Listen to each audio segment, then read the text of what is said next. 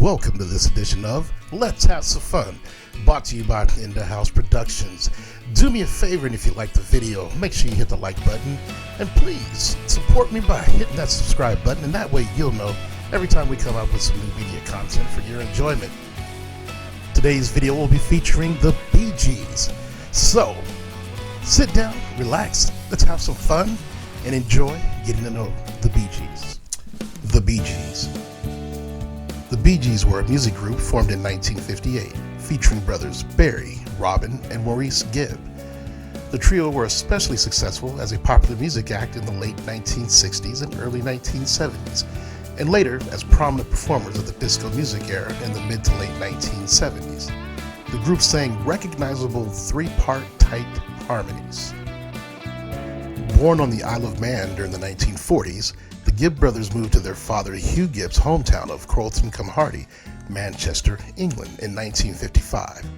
They formed a skiffle rock and roll group, the Rattlesnakes, which consisted of Barry on guitar and vocals, Robin and Maurice on vocals, and friends Paul Frost on drums and Kenny Horrocks on team chest bass. In December 1957, the boys began to sing in harmony.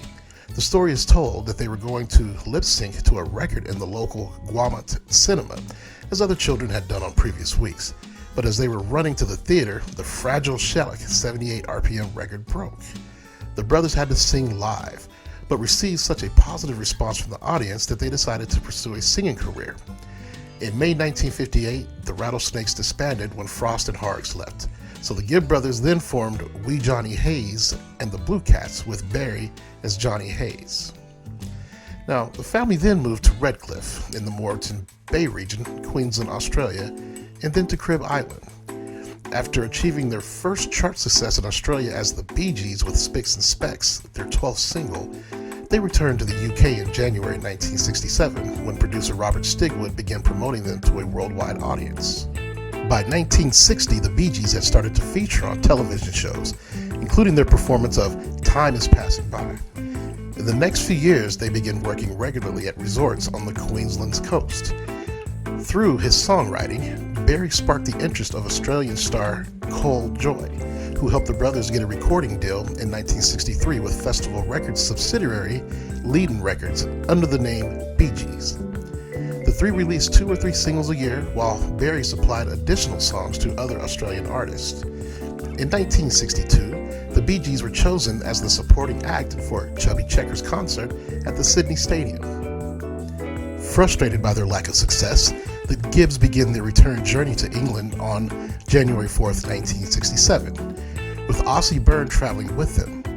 While at sea in January 1967, the Gibbs learned that Go Set, Australia's most popular and influential music newspaper, had declared Spicks and Specks the best single of the year. Further Bee Gees chart singles followed: I've Got a Message to You, their second UK number 1, number 8 in the US, and I Started a Joke, number 6 US, both culled from the band's third album, Idea. Idea reached number 4 in the UK and was another top 20 album in the US, number 17. By 1969, Robin began to feel that Stigwood had been favoring Barry as the frontman.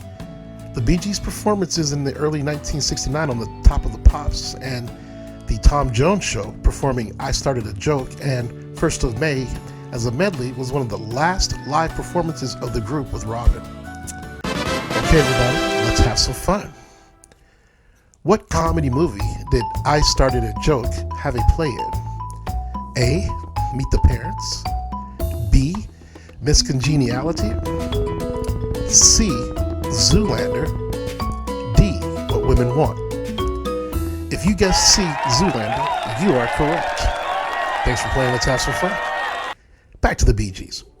Their next album, which was to have been a concept album called Masterpiece, evolved into the double album Odessa. Most rock critics felt this was the best Bee Gees album of the 1960s with its progressive rock feel on the title track. The country-flavored Marley Pert Drive and Give You Best, and ballads such as Melody Fair and 1st of May, the last of which became the only single from the album and a UK number 6 hit. Feeling the flip side, Lamplight should have been the A-side. Robin quit the group in mid-1969 and launched a solo career. While Robin pursued his solo career, Barry, Maurice, and band member Colin Peterson continued on as the Bee Gees, recording their next album, Cucumber Castle. The band made their debut performance without Robin at Talk of the Town. They'd recruited their sister Leslie into the group at this time. To accompany the album, they also filmed a TV special with Frankie Howerd and cameos from several other contemporary pop and rock stars, which aired on the BBC in 1970 of December. Maurice started to record his first solo album, The Loner, which was not released. Meanwhile, he released the single Railroad and starred in the West End musical Sing a Rude Song.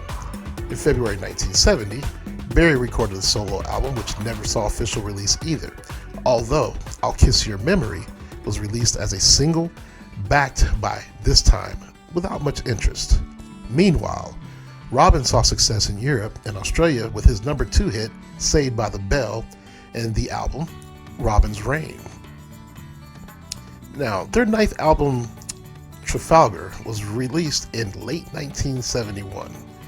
The single, How Can You Mend a Broken Heart, was their first to hit number 1 on the US charts, while Israel reached number 22 in the Netherlands. How Can You Mend a Broken Heart also brought the Bee Gees their first Grammy Award nomination for Best Pop Performance by a Duo or Group with Vocals. Later that year, the group's songs were included in the soundtrack for the film Melody.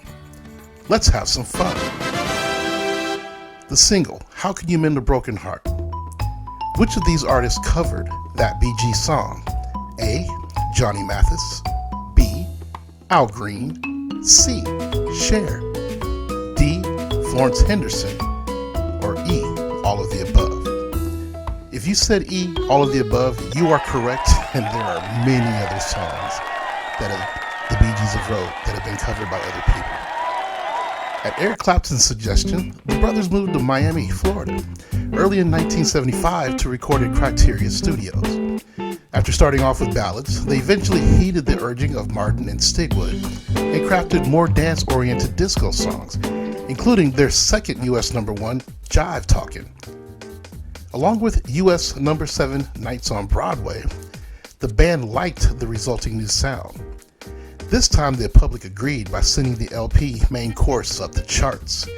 This album included the first Bee Gees song wherein Barry used falsetto, something that became a trademark of the band. This was also the first Bee Gees album to have 2 US top singles since 1968. Main Course also became their first charting R&B album. The Bee Gees agreed with Stigwood to participate in the creation of the Saturday Night Fever soundtrack. It was the turning point of their career. The cultural impact of both the film and the soundtrack was seismic throughout the world, prolonging the disco scene's main. The band's involvement in the film did not begin until post-production. As John Travolta asserted, the Bee Gees weren't even involved in the movie in the beginning. I was dancing to Stevie Wonder's Boz Scaggs. Producer Robert Stigwood commissioned the Bee Gees to create the songs for the film. So again, when Bill Oakes, who supervised the soundtrack, asserts that Saturday Night Fever did not begin the disco craze, but rather prolonged it, disco had run its course. These days, Fever is credited with kicking off the whole disco thing, but it really didn't. Truth is, it breathed new life into a genre that was actually dying.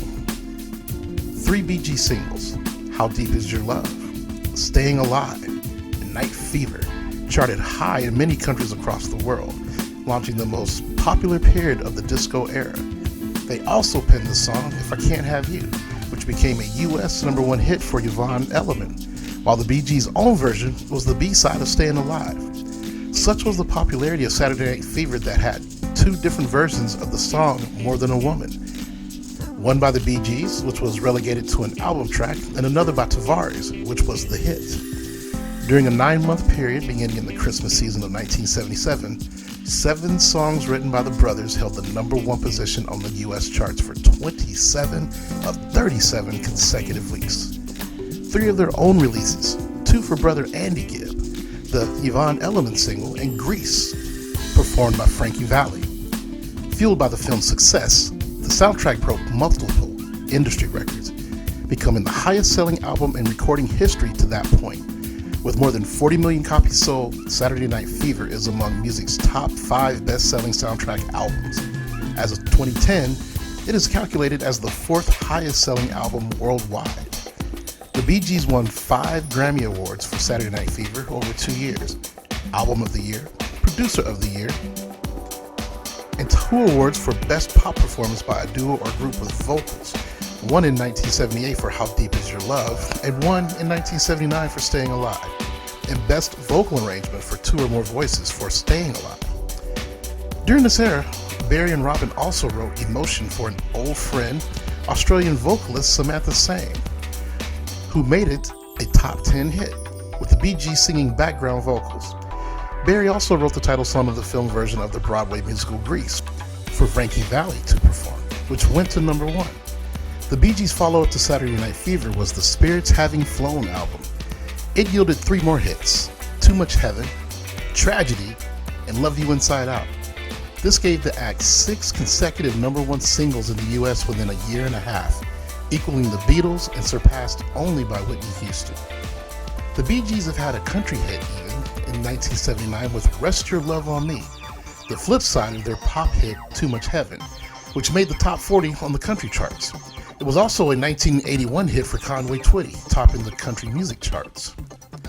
In March 1980, Barry Gibb worked with Barbra Streisand on her album Guilty.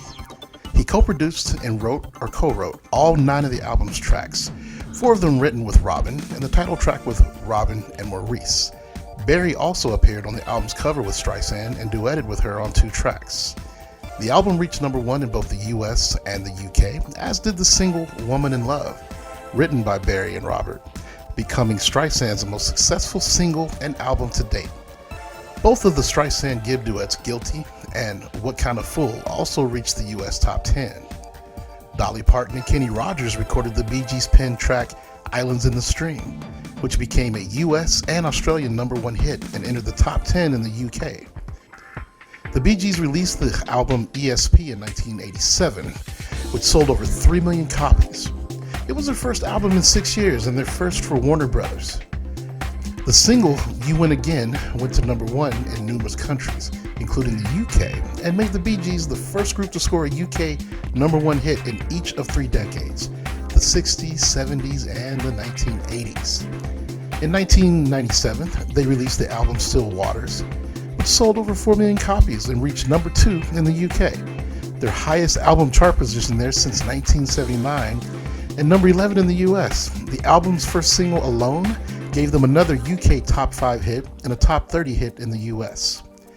The Bee Gees have sold over 120 million records worldwide, with estimates as high as over 220 million, making them among the best-selling music artists of all time.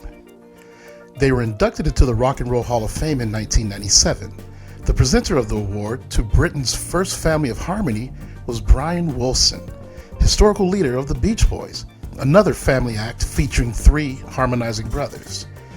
The Bee Gees Hall of Fame citation says, "Only Elvis Presley, the Beatles, Michael Jackson, Garth Brooks, and Paul McCartney have outsold the Bee Gees." The Bee Gees are the 3rd most successful band in Billboard charts history after the Beatles and the Supremes. Following Maurice's sudden death in January 2003 at the age of 53, Barry and Robin retired the group's name after 45 years of activity.